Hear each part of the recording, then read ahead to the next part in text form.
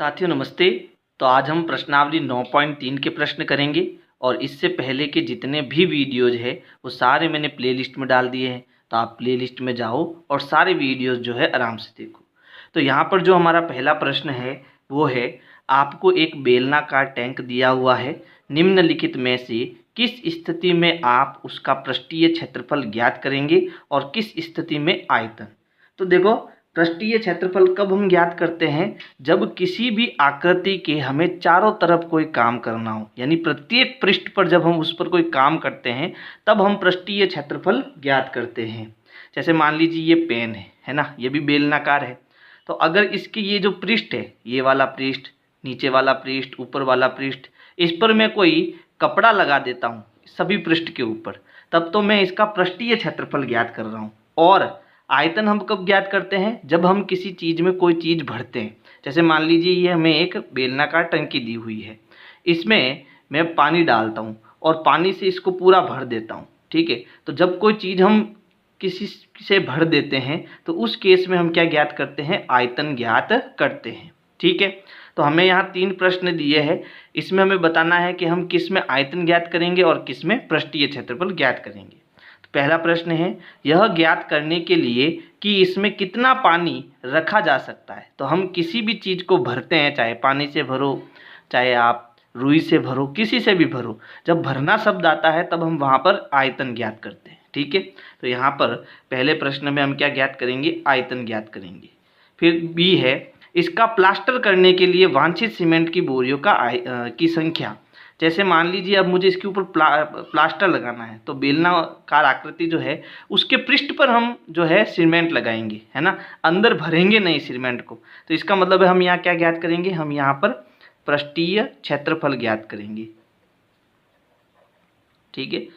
फिर है तीसरा, इसमें भरे पानी से जाने वाले छोटे टैंकों की संख्या। तो इसमें भी हम पानी को क्या कर रहे हैं, भर रहे हैं। तो इस केस में भी हम क्या ज्ञात करेंगे, आयतन ज्ञात करेंगे, ठीक है। तो कुल मिला के पहले प्रश्न में हमें ये ध्यान रखना है कि पृष्ठीय क्षेत्रफल हम तब ज्ञात करते हैं जब हम पृष्ठ पर काम करते हैं, और आयतन हम तब ज्ञात करते हैं जब किसी 3D आकृति के अंदर कोई चीज़ हम भरते हैं, तब हम आयतन ज्ञात करते हैं।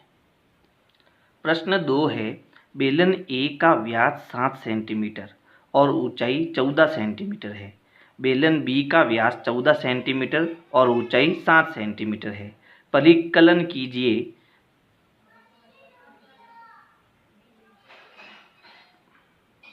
प्रश्न 2 है, बेलन ए का व्यास 7 सेंटीमीटर और ऊंचाई 14 सेंटीमीटर है। बेलन बी का व्यास 14 सेंटीमीटर और ऊंचाई 7 सेंटीमीटर है। परिकलन किए बिना क्या आप बता सकते हैं कि इन दोनों में किसका आयतन अधिक है। यानी हमें बिना कैलकुलेशन किए बताना है कि किसका आयतन अधिक है, यानी किस में हम ज़्यादा पानी भर सकते हैं। तो आपका उत्तर ए भी हो सकता है और आपका उत्तर बी भी हो सकता है, क्योंकि यहाँ पर आपको अंदाज़ा लगाना है। वैसे मेरे ख्याल से इसमें पानी ज़्यादा भरा जाएगा क्योंकि इसकी चौड़ाई ज़्यादा है ना। तो यहाँ पर मेरा फाइनल पहला उत्तर क्या होगा, इसमें 2 प्रश्न पूछे हैं जिसमें पहला उत्तर होगा बेलन बी का आयतन, बेलन बी का आयतन अधिक होगा, ठीक है, अधिक होगा। ये पहला हमने कैसे उत्तर दिया, अंदाजा लगा के दिया। आगे प्रश्न पढ़ते हैं, दोनों बेलनों का आयतन ज्ञात करते हुए इसका सत्यापन कीजिए। अब हम क्या करेंगे, दोनों का आयतन ज्ञात करेंगे। फिर जांच कीजिए कि क्या अधिक आयतन वाले बेलन का पृष्ठीय क्षेत्रफल भी अधिक है। यानी कि हमें इनके आयतन भी ज्ञात करने हैं, फिर इनका पृष्ठीय क्षेत्रफल भी दोनों का ज्ञात करना है। तो चलो हम बेलन ए का आयतन ज्ञात करते हैं। तो देखो यहाँ पर बेलन ए का व्यास हमें 7 सेंटीमीटर दिया है और ऊंचाई 14 सेंटीमीटर दी है। तो इस तरफ मैंने बेलन ए लिया है और इस तरफ बेलन बी। तो बेलन ए के लिए हमें क्या दिया है, व्यास दिया है, और हमें क्या चाहिए, त्रिज्या चाहिए। तो त्रिज्या कैसे निकालेंगे, व्यास में जब हम 2 का भाग देंगे तो हमें क्या मिल जाएगी, त्रिज्या मिल जाएगी। तो व्यास है 7 और इसमें जब 2 का भाग देंगे तो हमें त्रिज्या मिल जाएगी 7/2 सेंटीमीटर, ठीक है।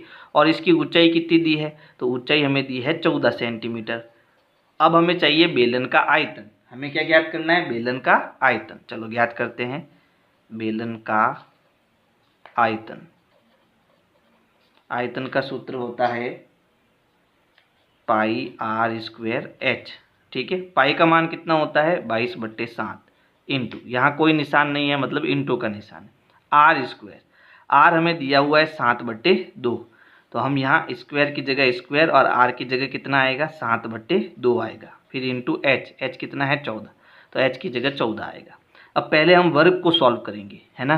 पहले यहाँ से वर्ग हटाएंगे तो क्या होगा, ये हो गया 22/7 इंटू 7/2 का वर्ग, यानी कि 7/2 का गुणा 7/2 से, फिर इंटू 14। अब देखो यहाँ 7 से 7 कट गया, 2 और 22 दोनों सम संख्या है, इस दोनों में 2 का भाग जाता है, तो यहाँ 2 का भाग देंगे 11 बार जाएगा, यहाँ 2 का भाग 1 बार।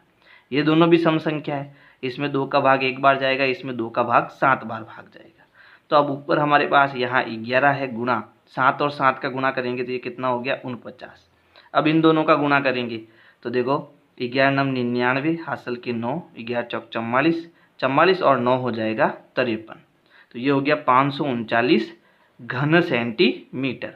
आयतन हमेशा किस में आता है, घन सेंटीमीटर, घन मीटर, घन किलोमीटर, इसमें आता है। ठीक है, तो ये हो गया बेलन ए का आयतन। अब हम बेलन बी का आयतन भी निकाल देते हैं, तो इसके लिए जो हमें दिया हुआ है वो लिख देते हैं। तो देखो हमें यहाँ बेलन बी के लिए व्यास 14 दिया है ना। तो व्यास 14 दिया है और हमें त्रिज्या चाहिए, तो त्रिज्या कैसे निकालेंगे, व्यास को आधा कर दो, यानी 14 में 2 का भाग दे दो, भाग जाएगा 7 बार, यानी त्रिज्या निकल के आई 7 सेंटीमीटर और ऊंचाई दी हुई है 7 सेंटीमीटर।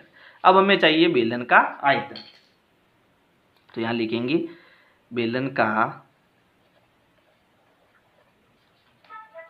आयतन बराबर होता है pi r square h, pi r square h. ठीक है, तो पाई की जगह तो आएगा 22/7 इंटू आर की जगह कितना आएगा 7 और यहाँ ऊपर घात 2, तो ये हो गया 7 की घात 2 इंटू एच कितना है 7, तो यहाँ भी 7 आएगा। अब काटना नहीं है, पहले हमें वर्ग को सॉल्व करना है, तो ये हो गया 22/7 इंटू 7 का वर्ग मतलब 7 का 7 से गुणा, फिर यहाँ भी 7 है, एक 7 से एक 7 कट गया, तो ये तो हो गया 22 गुणा 7 का 7 से गुणा 49। अब इनका गुणा करते हैं तो आएगा हमारे पास 1078 घन सेंटीमीटर। तो अब बताओ किसका आयतन ज़्यादा है, 539 ज़्यादा है या 1078 ज़्यादा है। बिल्कुल 1078 घन सेंटीमीटर ज़्यादा है, इसलिए हम कहेंगे बेलन का आयतन ज़्यादा होगा, है ना। अब इनके हमें पृष्ठीय क्षेत्रफल भी ज्ञात करने है ना, तो चलो इनके पृष्ठीय क्षेत्रफल के सूत्र लगा देते हैं। तो यहाँ लिखेंगे बेलन का पृष्ठीय क्षेत्रफल और उसका सूत्र होता है 2πr into are plus H. लेकिन देखो यहाँ पर जो हमें बेलन दिया है इसका जो ऊपरी पृष्ठ है वो खुला है और जो नीचे वाला पृष्ठ है वो बंद है ना। तो ये जो ऊपर वाला पृष्ठ है वो हमारा क्या है, वृत्त है, यानी इसका जो भी पृष्ठीय क्षेत्रफल है उसमें से हमें वो ऊपर वाला वृत्त हटाना पड़ेगा, क्योंकि यहाँ पर पृष्ठ नहीं है ना। तो एक तो इसका ये चारों ओर का वक्र पृष्ठ का क्षेत्रफल है और एक नीचे हमें वृत्त दिया है, तो हम चाहे तो इसका नया सूत्र बना सकते हैं ना। देखो वक्र पृष्ठ का क्षेत्रफल क्या होता है वो हमने पढ़ रखा है 2πr और h, है ना। और नीचे केवल एक वृत्त का क्षेत्रफल हमें दिया है, ऊपर नहीं दिया है, तो इसमें हम खाली 1πr² जोड़ देते हैं। ठीक है, तो इस केस में क्या हुआ, यहाँ पर कॉमन πr आ रहा है, तो πr हमने कॉमन ले लिया, तो अंदर बचा 2h, है ना, अंदर बचा 2h प्लस यहाँ से πr बाहर आ गया तो अंदर एक r बचेगा। तो नया सूत्र हमारा बना πr कोष्टक 2h प्लस r। ठीक है, ये सूत्र हमें क्यों बनाना है, क्योंकि अब ऊपर वाला पृष्ठ हमें नहीं दिया है, इसलिए यहाँ भी हम थोड़ा सा चेंज करेंगे।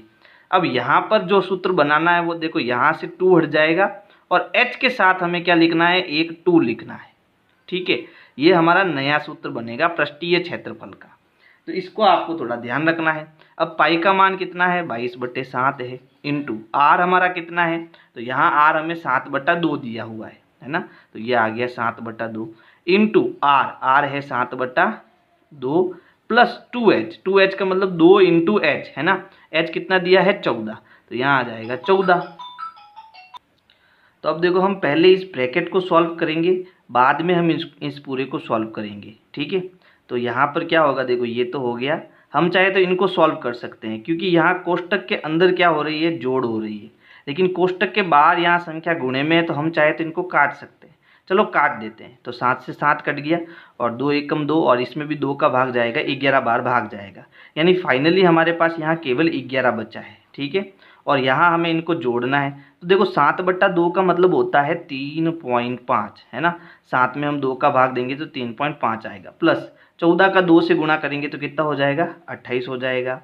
अब इन दोनों को जोड़ेंगे तो ये तो है 11, यहाँ जोड़ेंगे, यहाँ इंटू आएगा और कोष्टक हट जाएगा। तो 28 में 3 जोड़ो तो हो गया 31 और ये हो जाएगा 31.5। अब इनका गुणा करते हैं। तो देखो 11 पंजे 55 होता है ना, हासिल का 5 लगेगा। 11 एकम 11, 11 और 5 16, हासिल का 1, 11 33, 33 और 1 हो गया 34। फिर देखो यहाँ एक संख्या छोड़कर पॉइंट है, तो यहाँ पीछे से एक संख्या छोड़कर हम पॉइंट लगाएंगे, तो ये हो गया 346 वर्ग सेंटीमीटर इसका पृष्ठीय क्षेत्रफल। पृष्ठीय क्षेत्रफल जो है वो वर्ग सेंटीमीटर में आएगा और आयतन घन सेंटीमीटर में, इसका ध्यान रखना है ना। अब हमें बेलन बी का पृष्ठीय क्षेत्रफल भी ज्ञात करना है, तो यहाँ लिखेंगे बेलन बी का पृष्ठीय क्षेत्रफल। ठीक है, सूत्र क्या होगा, सूत्र हमने बनाया है पाई आर कोष्टक r + 2h, है ना। अब इनके मान रखेंगे, तो देखो यहाँ पर त्रिज्या 7 है और ऊंचाई भी 7 है, इसका ध्यान रखना। चलो मान लगाते हैं, तो ये हो गया पाई का मान 22/7 इंटू आर हमारा 7 है, फिर इंटू आर 7 है, इंटू 2h का मतलब 2 गुना यहाँ प्लस है ना, 2 इंटू h का मतलब 7। चलो तो ये 7 से 7 कट गया तो ऊपर बचा 22 इंटू यहाँ पर क्या है, तो यहाँ पर है 7 + 2h, यानी कि 7 + 2 का 7 से गुणा, 7 दूनी 14। ठीक है, ये हो गया 22 इंटू 14 और 7 जोड़ेंगे तो कितना हो गया 21। अब 21 और 22 का गुणा करते हैं तो 21 दूना 42, हासिल के 4, 21 दूना 42, 42 और 4 कितना हो जाएगा 46 वर्ग सेंटीमीटर, यानी आयतन भी बी का ज़्यादा है और पृष्ठीय क्षेत्रफल भी बी बेलन का ज़्यादा है। ठीक है, और इसमें हमें ध्यान क्या रखना है, इसमें यहाँ सूत्र पाई आर कोष्टक r + 2h होगा, है ना, इसका ध्यान रखना है। ऐसा क्यों हो रहा है, क्योंकि यहाँ पर बेलन का ऊपर वाला पृष्ठ नहीं है और नीचे वाला पृष्ठ हमें दिया हुआ है। तो जल्दी से इसका स्क्रीनशॉट ले लो आप।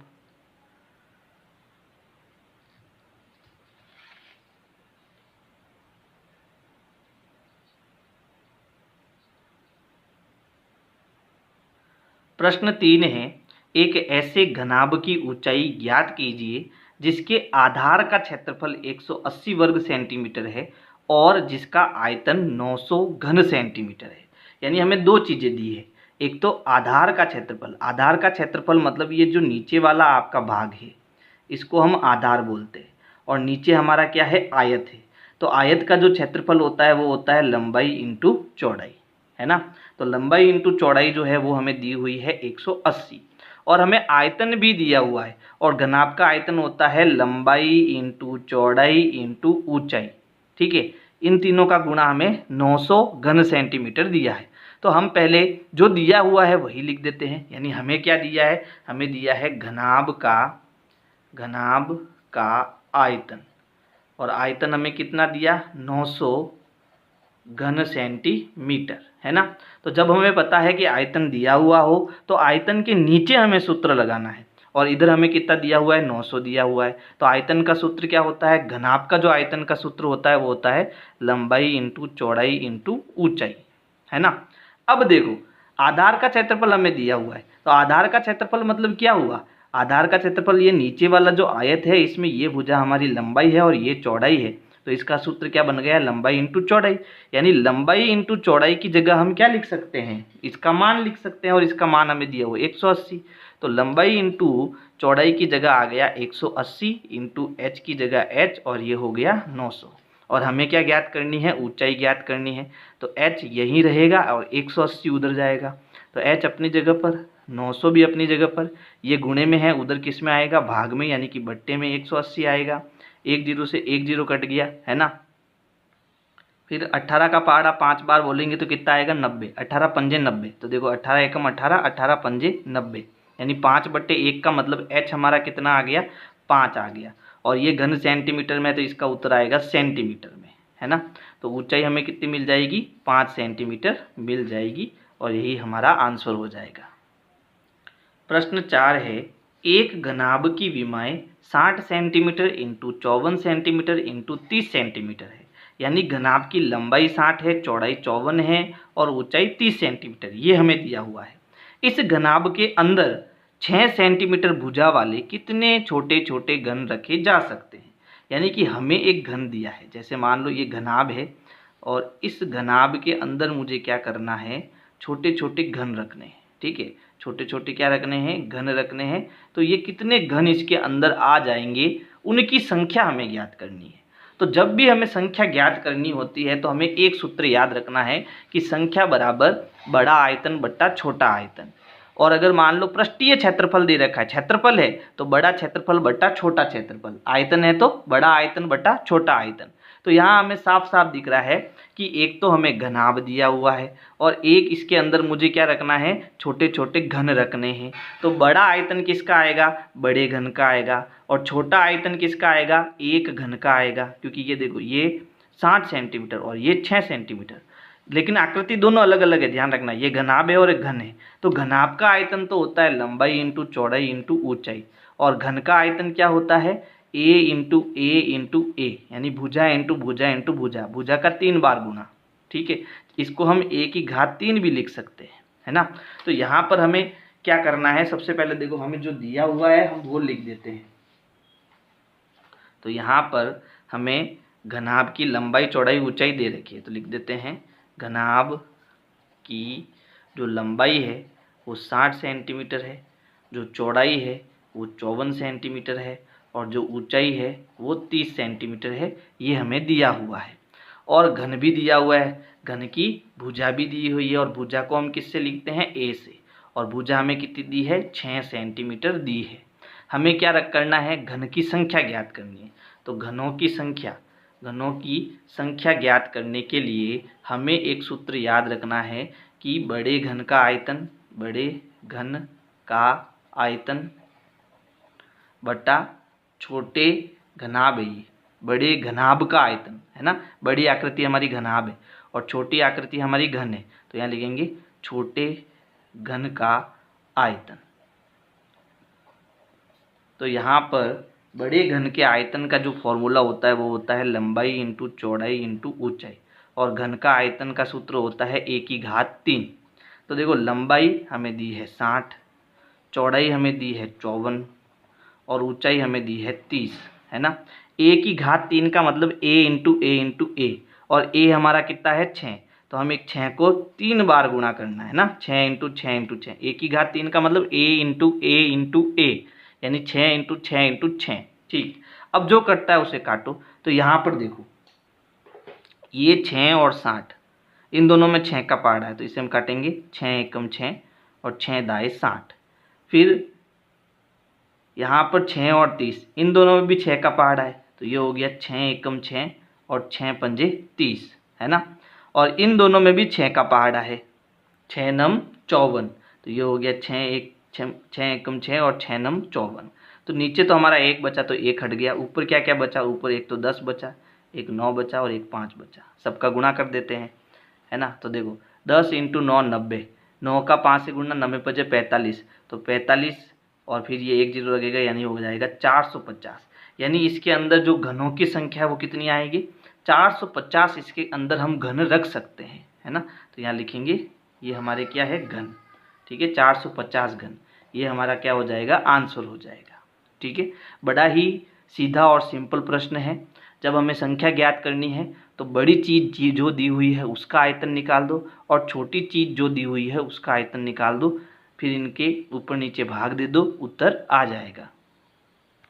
प्रश्न 5 है, एक ऐसे बेलन की ऊंचाई ज्ञात कीजिए जिसका आयतन हमें 1.54 घन मीटर दे रखा है और जिसके आधार का व्यास हमें 140 सेंटीमीटर दे रखा है। तो यहाँ मीटर में है और यहाँ सेंटीमीटर में है। तो सबसे पहले हम क्या करेंगे, इस मीटर को सेंटीमीटर में बदल देंगे। इसी के साथ ये हमें व्यास दिया हुआ है और हमें क्या चाहिए, त्रिज्या चाहिए। तो देखो व्यास क्या होती है, वृत्त की ये हमारी सबसे बड़ी जीवा जो होती है उसको हम व्यास कहते हैं, ये व्यास है ना। और हमें त्रिज्या चाहिए, तो त्रिज्या क्या होता है, व्यास बट्टे 2, यानी 140 में जब मैं 2 का भाग दूंगा तो मुझे मिलेगा 70 सेंटीमीटर, और ये हमारा क्या हो जाएगा, व्यास हो जाएगा, सॉरी त्रिज्या हो जाएगी। ठीक है, और हमें ऊंचाई ज्ञात करनी है और इसके लिए हमें आयतन दे रखा है। तो जो आयतन है उसको पहले हम सेंटीमीटर में बदल देते हैं, यानी हमें दिया है बेलन का आयतन, है ना, और वो कितना दिया, 1.54 घन मीटर। ठीक है, और इसको मुझे बदलना है सेंटीमीटर में। तो सेंटीमीटर में बदलने के लिए इसको हम किससे गुणा करेंगे, 100 से। लेकिन देखो यहाँ मीटर कितने हैं, घन मीटर है। घन मीटर का मतलब होता है metre into metre into metre. तो इसको जब हम सेंटीमीटर में बदलेंगे तो 100 इंटू 100 इंटू 100 से हमें गुणा करना पड़ेगा। तो इसका हमें ध्यान रखना है। अब हमें पता है कि जो बेलन का आयतन होता है उसका सूत्र क्या होता है, पाई आर स्क्वायर एच, और यहाँ से हमें ऊंचाई ज्ञात करनी है। और जो ये त्रिज्या है वो हमारी कितनी हो जाएगी, 70 सेंटीमीटर हो जाएगी। ठीक है, ये जो है वो कितना है, 1.54, और इसको मुझे सेंटीमीटर में बदलना है। तो 100 इंटू 100 इंटू 100 मुझे करना पड़ेगा, है ना।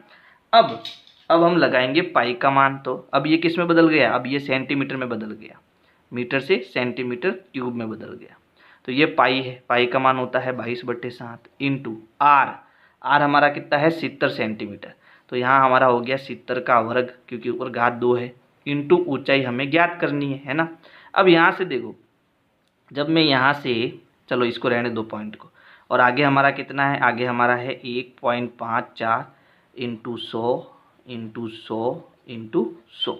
ठीक है, अब 70 का वर्ग मतलब 70 इंटू 70, तो ये हो गया 22/7 इंटू 70 इंटू 70 इंटू एच बराबर 1.54 इंटू 100 इंटू 100 इंटू 100। यहाँ 7 कटेगा इससे कितनी बार, 10 बार। अब मुझे एच ज्ञात करना है, तो ये जो गुणे में है वो उधर जाएंगे भाग में, है ना, और यहाँ पर एच रहेगा अपनी जगह पर, ये नीचे आएंगे, यानी कि 22 इंटू 10 इंटू 70 ये नीचे आएंगे।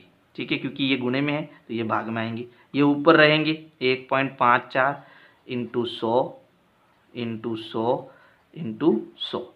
अब देखो यहाँ से पॉइंट हटाऊंगा तो पॉइंट के बाद 2 अंक है, तो नीचे कितने का गुणा करेंगे, 100 का गुणा करेंगे, है ना।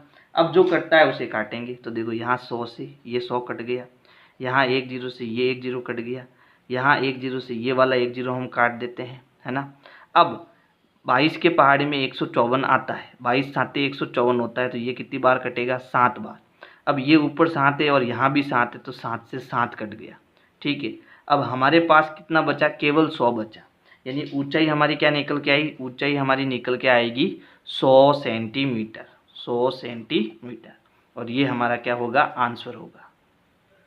अब मान लो उत्तर अगर आपका मीटर में आ रहा है, तो देखो 100 में 100 का भाग देंगे तो कितनी बार जाएगा, 1 बार। तो इसमें 100 का भाग देंगे तो ये क्या बन जाएगा, 1 मीटर भी बन जाएगा। यानी दोनों आंसर हमारे पास, या तो 100 सेंटीमीटर इसका उत्तर है या 1 मीटर इसका उत्तर है।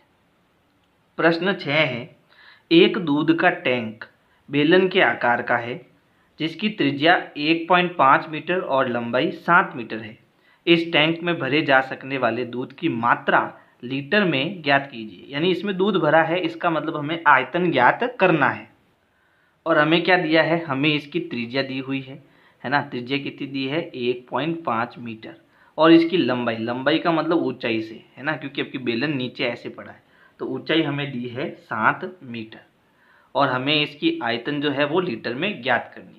तो सबसे पहले देखो, हमें यहाँ पर आर दिया हुआ है 1.5 मीटर और एच हमें दिया हुआ है 7 मीटर, और हमें इसका आयतन ज्ञात करना है। तो यहाँ लिखेंगे टैंक का आयतन, और आयतन का फॉर्मूला होता है पाई आर स्क्वायर एच, है ना। पाई का मान है 22/7 into R square. R square मतलब 1.5 का स्क्वायर इंटू एच हमें दिया है 7। पहले हम वर्ग को सॉल्व करेंगे, यानी इसका 2 बार गुणा करेंगे, तो ये हो गया 22/7। 1.5 इंटू 1.5 इंटू 7, 7 से 7 हमारा कट गया, ये हो गया 22 इंटू 1.5 और 1.5 का गुणा करेंगे तो आएगा 15 इंटू 15 होता है 225। अब पॉइंट के बाद एक, पॉइंट के बाद एक, यानी कि 2 अंक छोड़कर हम पॉइंट लगाएंगे तो ये होगा 2.25।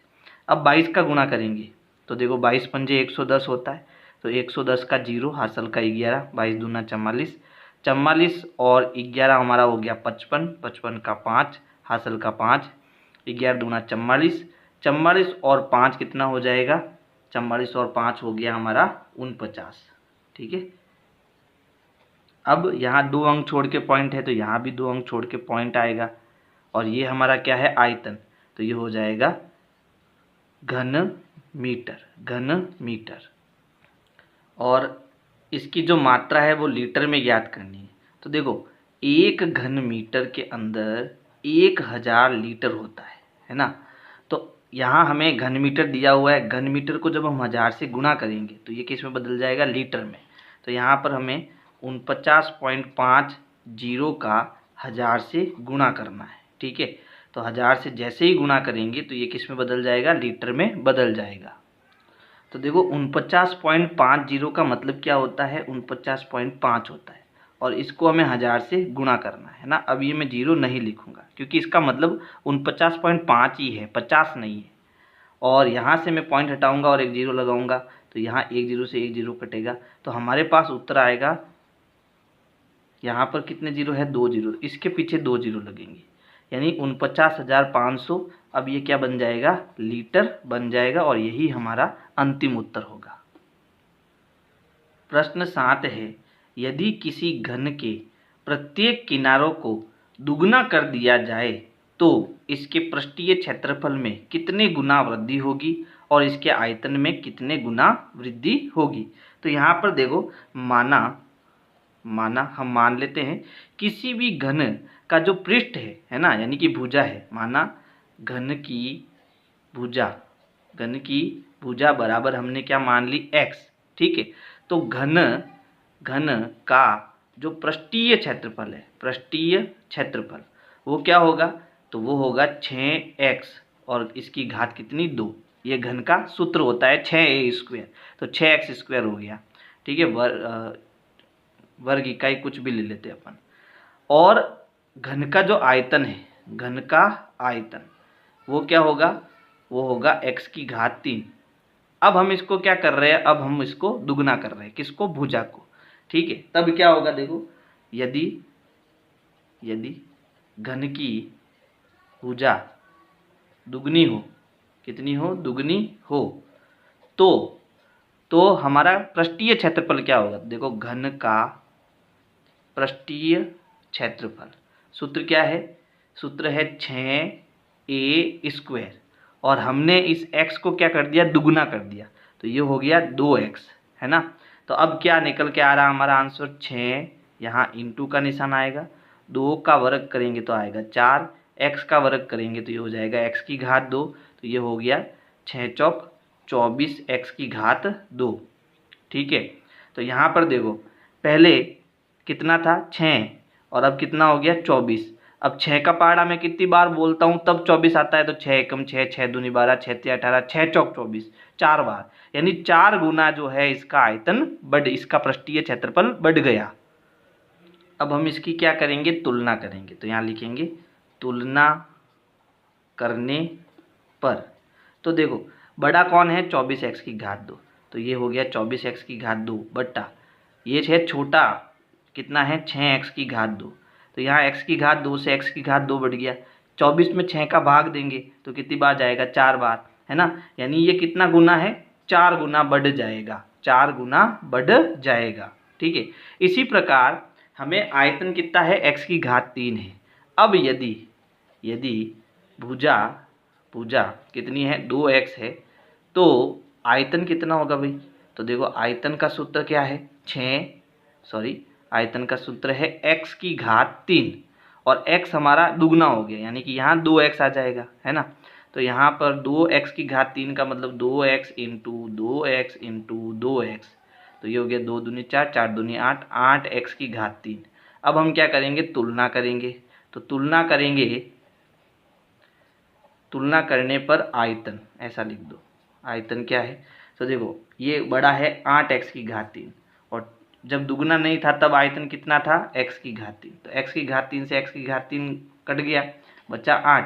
तो 8 गुना जो है वो आयतन बढ़ जाएगा। 8 गुना आयतन क्या हो जाएगा, बढ़ जाएगा। पृष्ठीय क्षेत्रफल तो 4 गुना बढ़ जाएगा और आयतन इसका कितना बढ़ जाएगा, 8 गुना बढ़ जाएगा अगर इसकी भुजा को हम डबल कर दें। प्रश्न 8 है, एक कुंड के अंदर 60 लीटर प्रति मिनट की दर से, यहाँ नोट करना 60 फिर लीटर फिर प्रति मिनट, इसको हम ऐसे लिख सकते हैं 60 लीटर फिर प्रति मतलब बट्टा और प्रति मिनट मतलब 1 मिनट, ये इसका मतलब होता है, ठीक है, की दर से पानी गिर रहा है। यानी ये जो कुंड है इसमें पानी आ रहा है और पानी किस स्पीड में आ रहा है कि भाई 1 मिनट में 60 लीटर जो है ये पानी भर जाएगा, ठीक है। यदि कुंड का आयतन 108 घन मीटर है ना, अब इसका जो भराव है वो कितना है, 108 घन मीटर इसमें पानी भरा जा सकता है। तो ज्ञात कीजिए कि इस कुंड को भरने में कितने घंटे लगेंगे। तो यहाँ पर जो हमें दिया हुआ है पहले हम वो लिख देते हैं।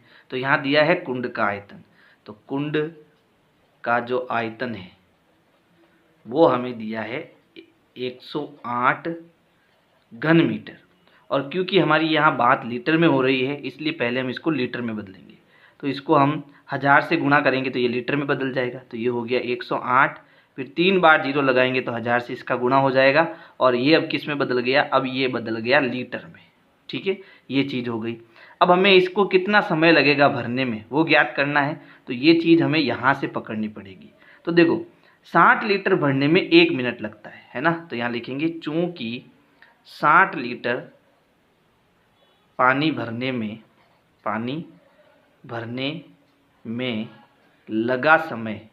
लगा समय बराबर 1 मिनट, है ना। इसलिए हमें कितना लीटर भरना है, इसको हमें भरना है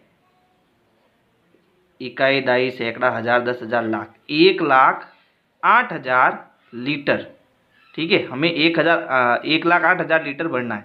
तो 1,08,000 लीटर भरने में लगा समय, अभी देखो यहाँ बराबर की इधर कितना है 1, तो 1 ऊपर रहेगा, फिर बट्टे में यहाँ कितना है 60, वो नीचे आएगा, और यह जो नीचे आपका 1,08,000 है वो किस में आएगा, गुणे में, ठीक है। तो फाइनली हमारे पास क्या निकल के आया, फाइनली हमारे पास निकल के आया 1 का हम इससे गुणा करेंगे तो ये हो गया 1,08,000 बट्टा नीचे कितना है 60, है ना। अब हमारा उत्तर मिनट में है, मिनट में आ रहा है, और हमें किस में चाहिए, घंटे में। तो मिनट को घंटे में बदलने के लिए जब इसको हम 60 से भाग देंगे, यानी नीचे हम 1,60 और गुणा कराएंगे तो ये किस में बदल जाएगा, घंटे में बदल जाएगा, है ना। अभी मिनट में था, अब घंटे में बदल गया। अब देखो यहाँ 1 0 से 1 0 कट गया, इस 1 0 से ये 1 0 कट गया, है ना। 108 में 6 का भाग देंगे तो 6 एकम 6, पीछे बचा 4, 8 छंग 48, ठीक है। कितनी बार भाग गया, 18 बार। तो 6 का भाग दिया तो कितनी बार गया, 18 बार, और इसके पास 1 0 है तो यहाँ 180 आ गया। फिर 6 का भाग और देंगे, है ना, यानी हमारे पास अब 6 का भाग देंगे तो 6 3 18, यानी कि कुल मिला के कितना आ गया, 30, यानी 30 घंटे लगेंगे इसको पूरा भरने में। तो इस प्रकार से ये हमारा प्रश्न संख्या 8 हो जाएगा। और अगर मेरी वीडियोज आपको पसंद आ रही है तो वीडियो को लाइक करना है, अपने दोस्तों को शेयर करना है। Thank you.